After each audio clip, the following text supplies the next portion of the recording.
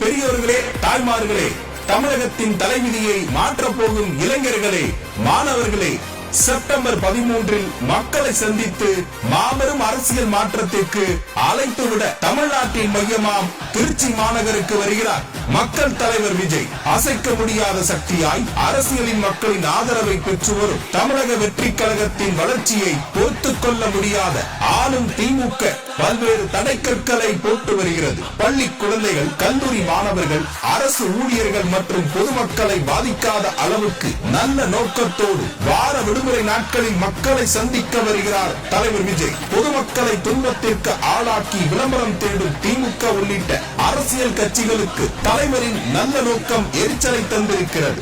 அத்தனையும் தகர்த்தெறிந்து தலைவர் விஜய் ஏற்படுத்த போகும் ஆட்சி மாற்றத்திற்கு ஆதரவு தர தமிழ்நாட்டு மக்களை அன்புடன் அழைக்கிறது தாவேக.